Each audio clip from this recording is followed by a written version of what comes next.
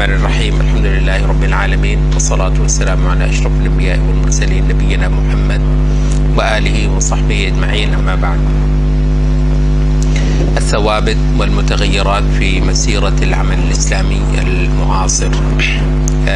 مؤلف ڈاکٹر صلاح ساوی. ہماری آج کی مجلس ہے مسئلہ ایمان یا مسائل ایمان سے متعلق جو مجتہد فی یا مختلف فی مسائل ہیں، جس کے لیے متغیرات کا لفظ بھی ہمارے ہاں چلتا ہے. اب یہ کچھ بلٹس ہیں، ہم بعض چیزوں کو تو بہت تیزی سے کور کریں گے. مثلا پہلی بلٹ ہے صفحہ نمبر 143 پہ 143، الترادف بین الایمان والاسلام او التفریق بینہما والقول بانہما مراتب. لفظ ایمان جو شریعت میں وارد ہوا ہے اور لفظ اسلام جو شریعت میں وارد ہوا ہے، کیا یہ دونوں بالکل 100% مترادف ہیں یا ان دونوں کے درمیان فرق ہے؟ ایمان کسی خاص مفہوم کو ادا کرتا ہے اور اسلام کسی خاص مفہوم کو ادا کرتا ہے. اچھا، یہ چیز جو ہے باوجود اس کے کہ جمہور کے نزدیک یہ دونوں الگ الگ معنی دیتے ہیں، مگر ایسا نہیں ہے کہ تمام اہل سنت طبقے اس پہ متفق ہوں. مثلا یہ ہے کہ وہ امام بخاری کا لے کر آتے ہیں کہ امام بخاری ایمان اور اسلام کو 100% مترادف ہی سمجھتے ہیں. اسی طریقے سے ابو عوانہ الاسفرائینی جو ہے وہ لے کر آئے ہیں امام مزنی سے، جو امام شافعی کے شاگرد ہیں، کہ ان کی بھی کچھ اسی طرح کی رائے ہے. تو بہرحال یہ ہے کہ ایک چھوٹے گروہ کی رائے ہے. بڑا گروہ جو ہے وہ یہ سمجھتا ہے کہ اسلام اور ایمان یہ ان کے مابین عموم اور خصوص ہے. اچھا، اور اس وجہ سے یہ جس وقت اسلام کا لفظ آئے گا وہ ایمان کا بھی معنی دے رہا ہوگا، جب ایمان کا لفظ آئے گا وہ اسلام کا بھی معنی دے رہا ہوگا. لیکن جس وقت یہ ایک دوسرے کے ریفرنس سے آئیں گے، وہ کہتے ہیں اذا اجتمع افترقا، تو جب ایک دوسرے کے ساتھ اکٹھے آئیں گے، ایک دوسرے کے ساتھ ریفرنس سے آئیں گے، تو پھر ایمان کا اور مطلب ہوگا اور اسلام کا اور مطلب ہوگا. اور اس کا جو مختصر ترین بات ہے وہ یہ ہے کہ اس ایمان جو ہے وہ کچھ حقائق کا باطن میں جاگزیں ہونا ایمان بولا جائے گا، اور ان حقائق کا عمل میں اور رویے میں ظہور کرنا یہ اسلام بولا جائے گا. تو یہ وہ چیز ہے کہ جو جمہور کے ہاں ان دونوں لفظوں کا استعمال ہوتا ہے، اور اس پوائنٹ پہ اتنا ہی کافی ہے. اگلا پوائنٹ ہے صفحہ نمبر 144 پہ الاستثناء فی الایمان. استثناء فی الایمان خاصا مشہور مسئلہ ہے، اور اس میں بعض ائمہ جو ہے وہ اس میں استثناء فی الایمان کا مطلب یہ ہے کہ اپنے ایمان کا دعویٰ کرتے ہوئے اس میں استثناء کرنا انشاءاللہ کہنے کی صورت میں، کہنا کہ میں انا مؤمن انشاءاللہ، میں انشاءاللہ میں مومن ہوں. تو کئی سارے ائمہ نے اس کو ناپسند کیا ہے، تاکہ کئی ساروں نے کہا ہے کہ یہ منع ہے کہ آپ یہ کہیں کہ میں انشاءاللہ مومن ہوں. گویا اس میں آپ جو ہیں وہ وثوق نہیں رکھتے، اور آپ اس کو قطعیت کے ساتھ اپنے آپ کو مومن نہیں شمار کر رہے. اچھا، بعض نے اس کو کہا کہ یہ جائز ہے ایسا کہنا، اور بعض نے کہا کہ یہ مستحب ہے، اور بصورت دیگر اس میں ایک تزکیہ ہے اور ایک دعویٰ ہے. اللہ ہی جانتا ہے کہ کون بندہ جو ہے فی الحقیقت مومن ہے اور کون بندہ فی الحقیقت مومن نہیں ہے. تو اس میں جو موٹی بات ہے وہ یہ ہے کہ امام ابن تیمیہ کہتے ہیں کہ جمہور کے نزدیک یہ جو ہے استثناء کر لینا جو ہے یہ نہ صرف یہ کہ درست ہے بلکہ مستحب بھی ہے، اور اس کے اندر ایک عاجزی ہے. لیکن وہ کہتے ہیں کہ ڈیپینڈ کرتا ہے کہ کسی وقت کیا مطلب ہے. اگر کسی وقت یہ ہو کہ ایک آدمی قطعیت کے ساتھ اپنے آپ کو ایمان والا نہیں کہتا، تو اس صورت میں پھر حرام ہے. تو کہتے ہیں ڈیپینڈ کر رہا ہے کہ اس کا سیاق و سباق جو ہے وہ کیا ہے. کسی زمانے میں ایک مسئلہ جو ہے وہ زیادہ بن گیا ہوا تھا. اس پہ آج نہ کوئی ایسی بحث ہے نہ کوئی ایسا اختلاف ہے. تو اس کو بھی ہم یہیں پر جو ہے وہ ختم کرتے ہیں اس بات کو. اگلی بلٹ آ جاتی ہے اور اس پہ تھوڑا سا ہم وضاحت کریں گے. 144 صفحہ ہے, آخری لائن. انتقاض الایمان ببعض الفروع فعلا او ترکا. بعض فروع جو ہیں, فروع سے مراد ہے بعض اعمال کے کرنے سے ایمان کا چلا جانا. انتقاص نہیں, انتقاض کا مطلب بالکلیہ ایمان کا ختم ہونا, ایمان کے نواقص. اچھا, تو وہ کہتے ہیں کہ یہ درست ہے کہ پیچھے ثوابت میں ہم جو ایک مبحث پڑھ رہے ہیں کہ اعمال یا گناہوں ذنوب کی وجہ سے کی بنا پر اہل سنت تکفیر نہیں کرتے تا وقت کہ استحلال نہ ہو رہا ہو. ٹھیک ہے, یہ مبحث جو ہے وہ بیان کیا. کہتے ہیں کہ اپنے اصل پر تو وہ ایسا ہی ہے, لیکن یہ ہے کہ بعض اعمال یعنی فروع کا لفظ بولتے ہیں اعمال پہ, بعض فروع جو ہیں ایسے ہو سکتے ہیں کہ جن کے کرنے پر اہل سنت کے بعض طبقے ایمان کو بالکلیہ ختم سمجھیں اور ظاہر نواقض اسلام یا آدمی کو اس دین سے خارج سمجھیں. اور ایسے بھی ہو سکتے ہیں کہ بعض اعمال کے ترک کی بنیاد پر بعض اہل سنت طبقے آدمی کو اسلام سے خارج سمجھیں. تو اس وجہ سے یعنی وہ ایک جنرل بات تھی جو ثوابت میں ہوئی تھی, وہ ایک جنرل بات تھی.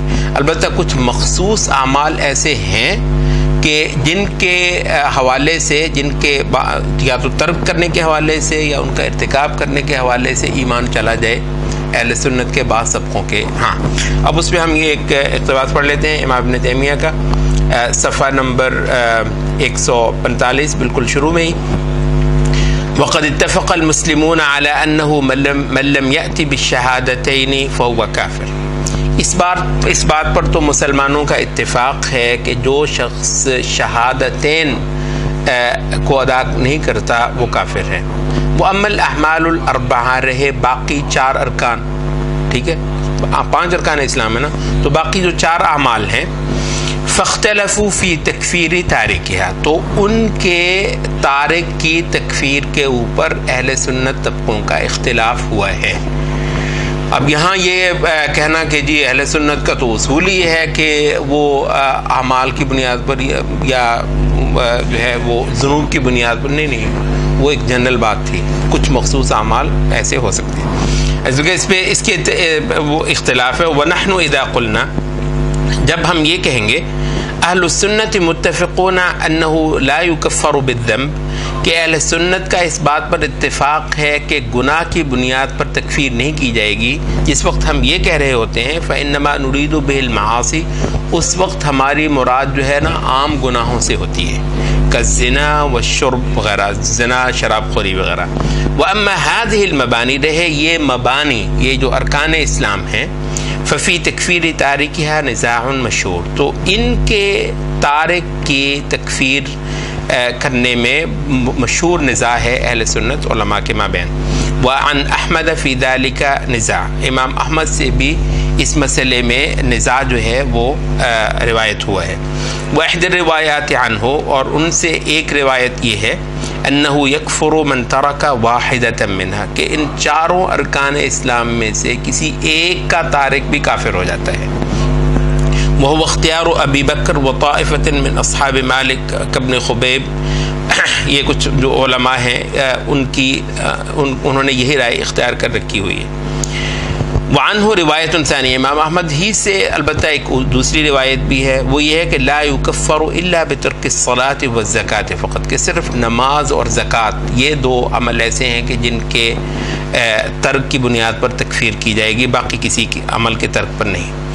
وروایت ثالثہ, ایک تیسری روایت بھی ہے امام احمد سے, لا یکفر الا بترک الصلاۃ, کہ صرف نماز کے تارک کی تکفیر کی جائے گی. والزکاۃ اذا قاتل الامام علیہا, اور زکوٰۃ پر صرف اس وقت جب وہ امام سے اس پر جنگ کرنے تک چلا جانے والا ہو۔ پھر ورابعۃ، ایک چوتھی روایت بھی ہے امام احمد سے، لا یکفر الا بترک الصلاۃ، کہ صرف نماز ہی پر تکفیر ہوگی، یعنی زکوٰۃ پر کسی بھی بنیاد پر تکفیر نہیں ہوگی۔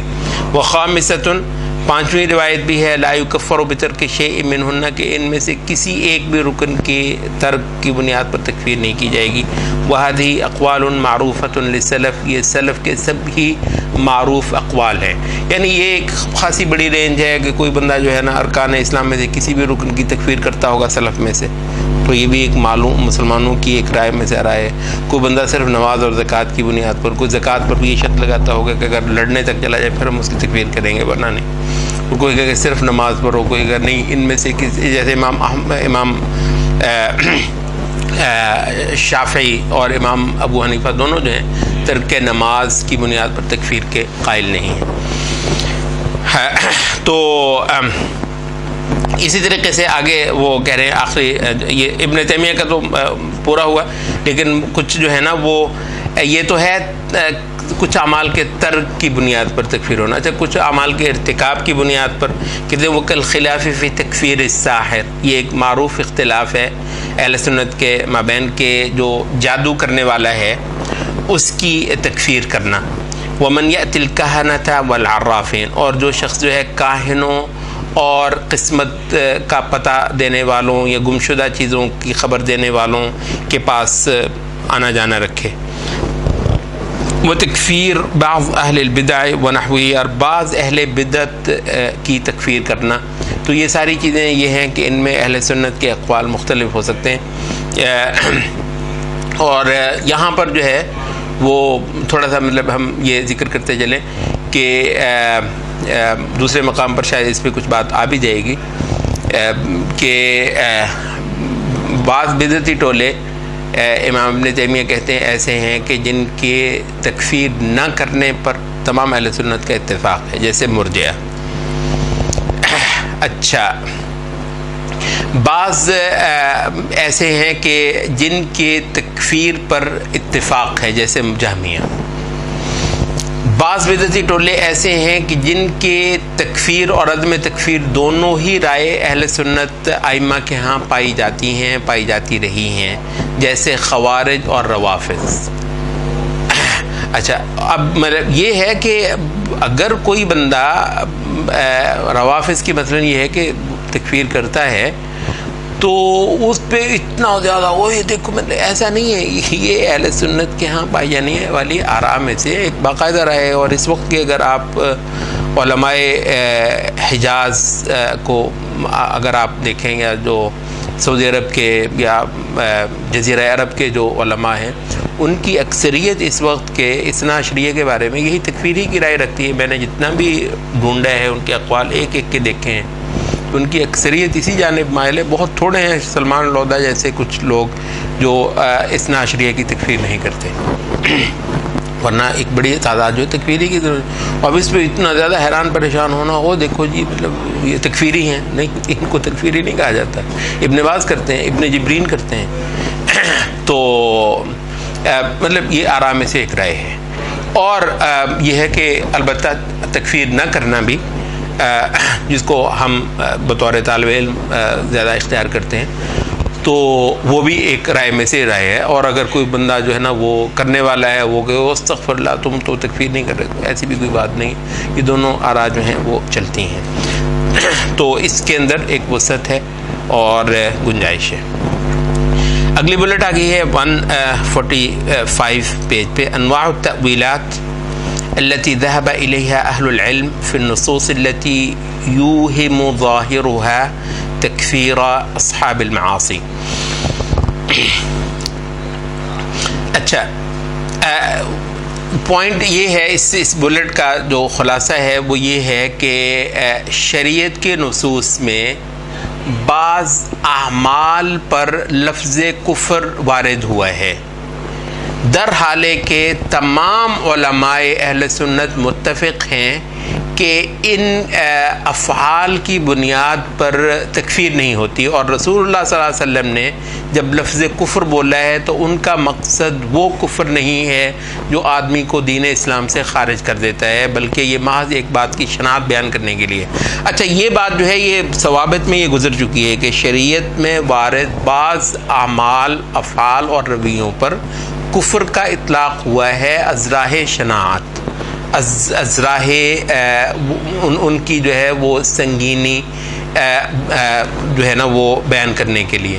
مگر یہ ہے کہ تمام علماء نے اس کی جو تفسیر کی ہوئی ہے وہ یہ ہے کہ رسول اللہ صلی اللہ علیہ وسلم کا مقصد قطعاً ایسے شخص کو دین اسلام سے خارج قرار دینے کا نہیں۔ اب یعنی یہ تو ثوابت میں سے ہے، یہ تو طے شدہ ہے۔ یہاں پر جو اختلاف ہے وہ کیا ہے؟ وہ یہ ہے کہ اس کو ایکسپلین کیسے کرنا ہے۔ یعنی رسول اللہ نے تو اس پر کفر کا لفظ بولا ہے، لا ترجعوا بعدی کفارا، میرے بعد کافر مت ہوئے پھرنا، مطلب دیکھیں نا لفظ جو ہے وہ کفار نبی صلی اللہ علیہ وسلم بول رہے ہیں۔ اچھا، طے ہے کہ اس سے مراد کفار نہیں ہے، لیکن یہ ہے کہ اس کو ایکسپلین کیسے کرنا ہے کہ کہتے ہیں اس میں کئی سارے مذاہب ہوئے ہیں، کئی سارے جو ہے نا وہ آراء ہوئی ہیں اہل سنت علماء کے مابین، کوئی اس کو کسی طریقے سے ایکسپلین کرتا ہے، کوئی اس کو کسی طریقے سے، اور خاصا یہ مختلف بھی ہے۔ تو نتیجہ بے شک ایک ہو مگر پروسیس اختیار کرنے میں مختلف اہل علم کے مختلف طریقے ہیں۔ اچھا، تو اس میں وہ کیا ہے، کہتے ہیں کہ کسی نے تو یوں کہا کہ بھئی یہ وہ اشیاء ہیں کہ جن میں لفظ کفر بولا گیا ہے اس صورت میں جب اس کو استحلال کرے گا۔ تو یہ بھی علماء میں سے کسی نے یوں بھی کہا ہے کہ بھئی یہ ہاں یہ لفظ کفر بولا ہے مگر اس وقت جب وہ استحلال کر لے گا، بصورت دیگر وہ کافر نہیں۔ اچھا، دوسرے بعض علماء نے کہا کہ یہ باعتبار انجام ہے، باعتبار عاقبت، باعتبار انجام ہے، اور اس حوالے سے کہ آپ کو پتہ ہے پیچھے گزرا تھا کہ گناہ جو ہے معاصی یہ کفر کی برید ہے، کفر کی ڈاک ہے، یعنی یہ ہے کہ یعنی یہ کفر کی جو ہے نا وہ ہراول ہے، یہ آتا چلا جاتا ہے یہاں تک کہ پھر آدمی کفر ہی میں چلا جاتا ہے۔ یعنی جو بندہ گناہ کرتا چلا جائے گا بالآخر وہ اللہ رب العزت کے ساتھ کفر کر سکتا ہے۔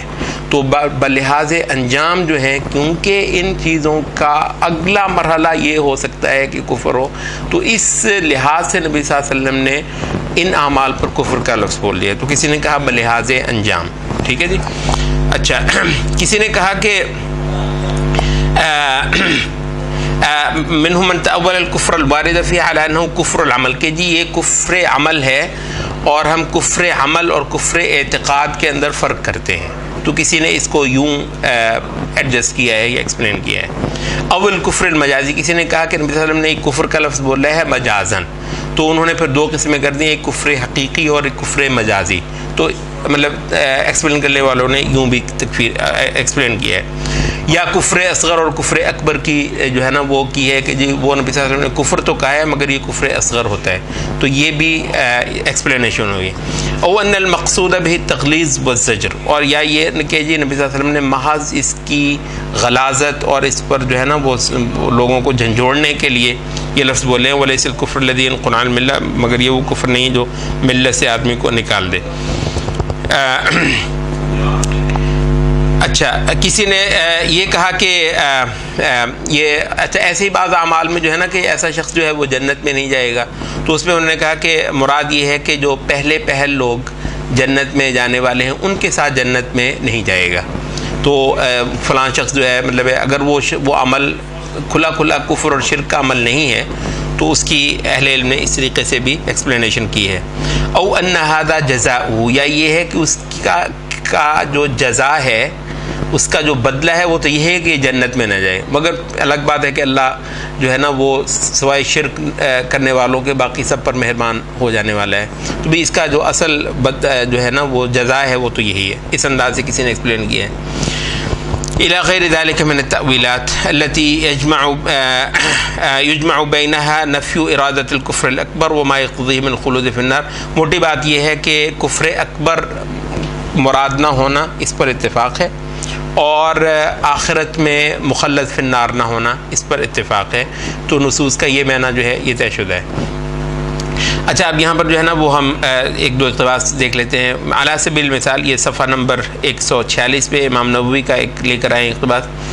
علی سبیل مثال یذکر النووی فی تأویل قولہ صلی اللہ علیہ وسلم، نبی صلی اللہ علیہ وسلم کا یہ جو فرمان ہے اس کی تعویل سے مراد اس کو معنی پہنانا، کیونکہ ظاہر پر تو نہیں لینا، نبی صلی اللہ علیہ وسلم کہہ رہے ہیں کفر ہے تو ہم تو کفر پر نہیں لے رہے، تو اس وجہ سے لفظ سے تعویل کہا ہے کہ اس کو ایک معنی پہنایا ہے۔ تو اس کو معنی پہنانے کے حوالے سے امام نووی ذکر کر رہے ہیں، لیس من حدیث ہے لیس من رجل ادعا لغیر ابیہ وهو يعلمه الا کفر، نہیں ہے کوئی شخص جو اپنے باپ کے ماں سوا کسی کے ساتھ جو ہے اپنا نسب جوڑے، دعویٰ کرے کسی اور کا ہونے کا، وهو يعلم، اس حال میں کہ اس کو معلوم بھی ہے کہ وہ میرا باپ نہیں ہے، میرا باپ تو دوسرا ہے، الا کفر، مگر وہ کفر کر لیتا ہے۔ اچھا، اب یہ جو ہے کہتے ہیں کہ اس میں تأویلین، دو تعویلیں ہوئی ہیں اس کی اہل علم کے ہاں۔ احدہما، اس کی ایک یہ ہے انہ فی حق المستحل، کہ اس شخص کے حق میں جو اس کا استحلال کرے، اس کو جائز سمجھتے ہوئے ایسا کرے۔ والثانی، اور دوسرا یہ ہے انہ کفر النعمت والاحسان، کہ یہ نعمت اور احسان کا کفران کے معنی میں لفظ کفر استعمال ہوا ہے، کہ اللہ نے جو ہے نا اس کو اس کے گھر پیدا کیا تھا، اس نے اس پر جو ہے نا وہ ناشکری کی ہے، تو اس معنی میں نبی صلی اللہ علیہ وسلم نے کفر کا لفظ بولا ہے۔ وَيُذْكَرُ فِي تَأْوِيلِ قَوْلِهِ صلی اللہ علیہ وسلم، اسی طریقے سے امام نبی کہہ رہے ہیں کہ نبی صلی اللہ علیہ وسلم کا یہ جو فرمان ہے اذا کفر الرجل اخاہ فقد باء بها احدهما، جب آدمی اپنے بھائی کی تکفیر کر دے تو ان میں سے لا محالہ ایک تو اس کے ساتھ لوٹتا ہی ہے، یعنی ایک پر تو پڑتی ہی ہے تکفیر جب کوئی دوسرے کو کہہ دے۔ ابھی آپ کو دیکھیے خاصی مشہور حدیث ہے، اور اس پہ کے معنی کے حوالے سے خاصی لوگوں کے ہاں ایک الجھن پائی جاتی ہے۔ بہت اچھا ہے کہ اس حدیث کی تفسیر جو ہے یہ تعویل وہ ہم امام نووی سے پڑھ لیں۔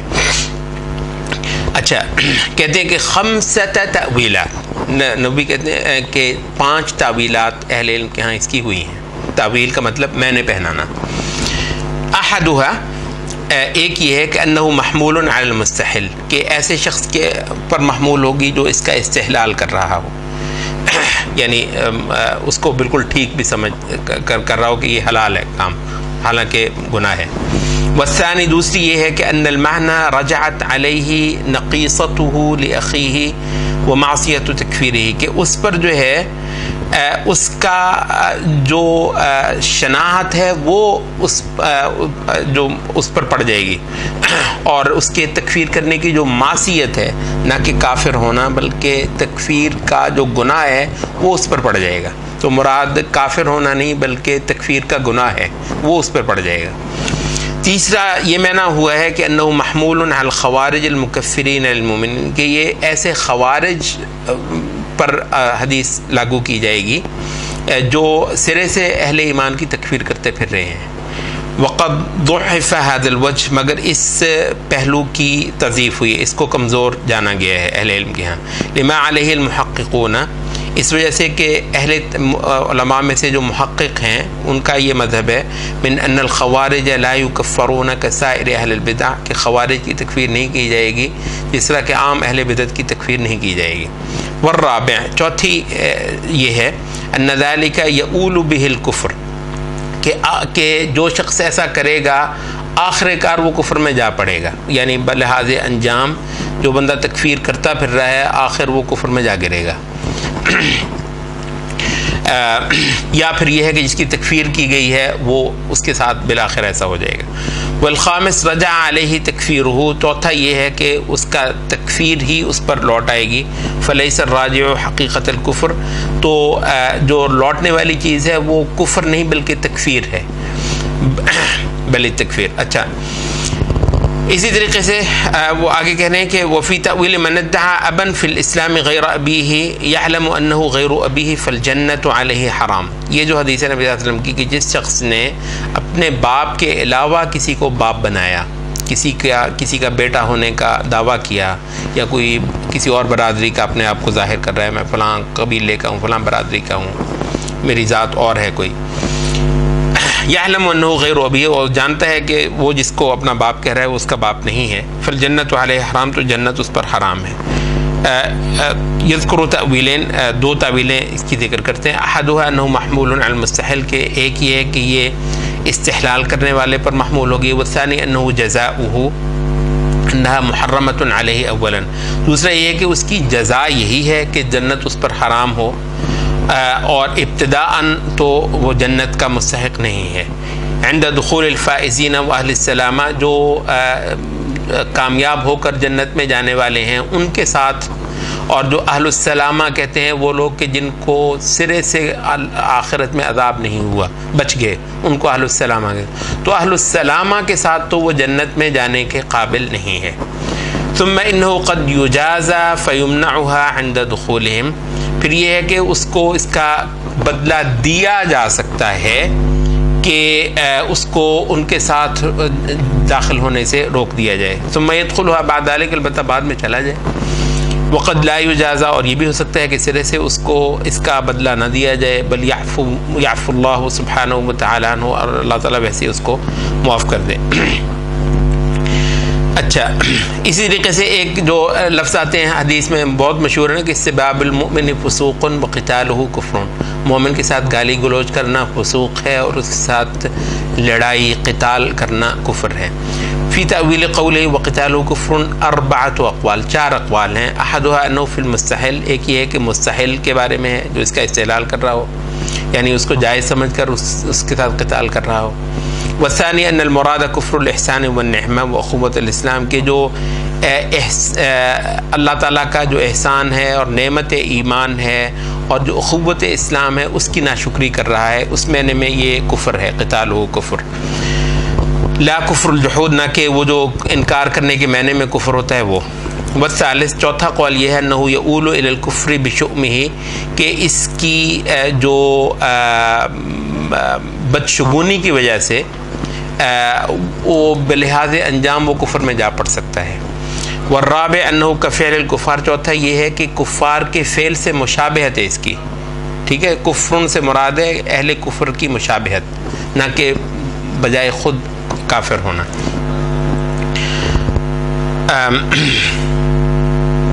اچھا، اسی طریقے سے تھوڑا سا ہم آگے اگلا پیرا ہے وہ پڑھ لیتے ہیں. امام محمد بن حنبل کا ایک قول ہے، وهذه الحدیث التي جاءت ثلاث من كن فيه منافق فهو منافق، کہ تین خصلتیں، تین باتیں جس شخص کے اندر ہوں گی وہ منافق ہے. آپ کو پتہ ہے یہ اعمال ہی کے حوالے سے باتیں ہو رہی ہیں. هذا على التغلیظ، یہ صرف تغلیظ کے لیے، ایک چیز کو جو ہے نا وہ گھناؤنا بنا کر پیش کرنے کے لیے یہ لفظ بولے گئے ہیں حدیث میں. امام احمد کہہ رہے ہیں نرویہا کما جات، جیسے آئی ہیں ویسے ہم روایت کرتے چلے جائیں گے. ہم نے پچھلی بار بھی وہ کہا تھا کہ وہ ہر موقع پر نا اس کی تفسیر کرنے نہیں بیٹھ جاتے کہ وہ ڈرنا نہیں، یہ وہ نفاق نہیں ہے، وہ کفر نہیں. ولا نفسرها، ہم ویسے روایت کر دیں گے اور اس کی تفسیر نہیں کریں گے ہم لوگوں کے لیے نا. وقوله لا ترجعوا بعدی کفارا ضلالا، اب نبی صلی اللہ علیہ وسلم کے یہ فرمانا کہ میرے بعد کفار گمراہ نہ ہوتے پھرنا. یضرب بعضکم رقاب بعض، کہ تم میں سے ایک دوسرے کی گردن مارتا پھرے.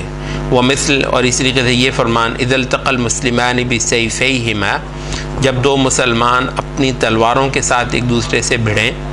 فالقاتل والمقتول فی النار، تو قاتل بھی دوزخ میں اور مقتول بھی. اسی طریقے سے حدیث سباب المسلم فسوق وقتالہ کفر وغیرہ. ومثل من قال لاخیہ، اسی طریقے سے یہ حدیث کہ آپ نے فرمایا جو شخص اپنے بھائی کو کہے یا کافر، اے کافر، فقد باء بها احدهما، تو ان میں سے ایک پر وہ لازماً پڑ جائے گی. ومثل کفر باللہ تبرؤ من نسب واندق، اللہ کے ساتھ کفر ہے کہ آدمی اپنے نسب سے بیزار ہو، یا اپنے نسب سے جو ہے وہ پھر جائے، اپنی برادری چھپا کر اور برادری ظاہر کرے. وَإِن دَقَّ، اگرچہ وہ بڑا دقیق کیوں نہ ہو. وَنَحْوُهُ مِنَ الْأَحَادِيثِ، کی جو احادیث آتی ہیں شریعت میں، مما قد صح وحفظ، جو کہ صحیح بھی ہیں اور محفوظ بھی ہیں. فَإِنَّا نُسَلِّمُ بِهِ، امام احمد بن حنبل کہتے ہیں ہم ان کو مانتے ہیں، ان سب احادیث کو. وَإِن لَّمْ يُعْلَمْ تَفْسِيرُهَا، اگرچہ اس کی تفسیر معلوم نہ بھی ہو. جو ایگزیکٹ نبی صلی اللہ علیہ وسلم کا مقصود ہے، اگر فرض کر لیں آپ کو نہیں بھی ہے تو ہم اس کو مانتے ہیں۔ ولا يتکلم فیہ ولا یتکلم فیہ ولا یجادل فیہ، نہ ان حدیث میں کلام کیا جائے گا اور نہ جدال کیا جائے گا، بحث جھگڑا نہیں کیا جائے گا۔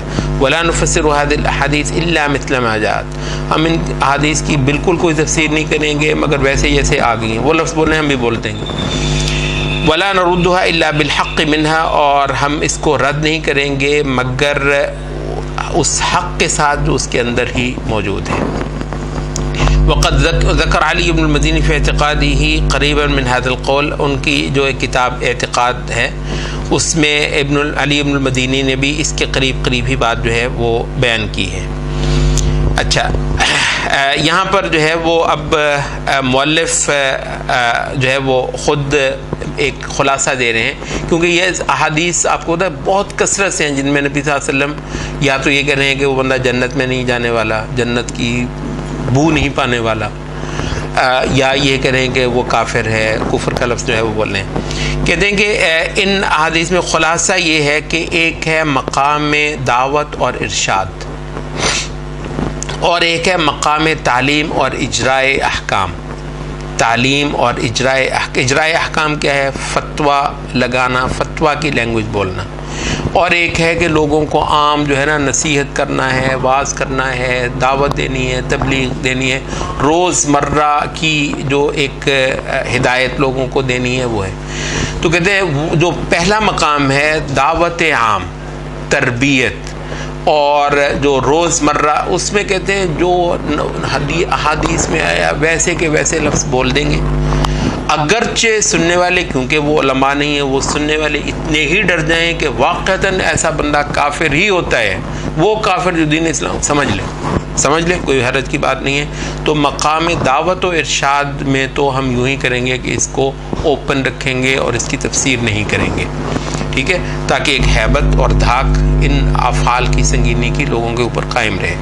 البتہ ایک ہے مقام تعلیم، طلباء کو سمجھنا ہے، ان کو کل کو عالم بننا ہے، اور ان ساری چیزوں کو اس کے جو ہے نا وہ شریعت میں جو اصل مطلوب اور مقصود ہے وہ کرنا ہے۔ تو یہاں پر تو اس کی گنجائش نہیں ہے کہ یہ ابہام جو ہے وہ باقی رہے اور یہ بیچارے کل کو اس کی بنیاد پر لوگوں کو واقعتاً دین اسلام سے خارج سمجھتے یا کرتے ٹھہراتے پھریں۔ تو کہتے ہیں یہ ہے مقام تعلیم، یا پھر مقام اجرائے احکام، یعنی افتاء ہے، مفتی نے فتویٰ دینا ہے۔ تو وہاں البتہ یہ ہے کہ ان کی وہ تفاسیر کی جائیں گی جو پیچھے گزری ہیں، آپ اس کو یوں کر لیں، یوں کرنے کا موٹی بات یہ ہے کہ ایسا آدمی کافر نہیں ہوا، دین اسلام سے خارج نہیں ہوا۔ تو یہ ہوا خلاصہ اس طرح کی احادیث جو سنت میں وارد ہوئی ہیں ان کے ساتھ ڈیل کرنے کا۔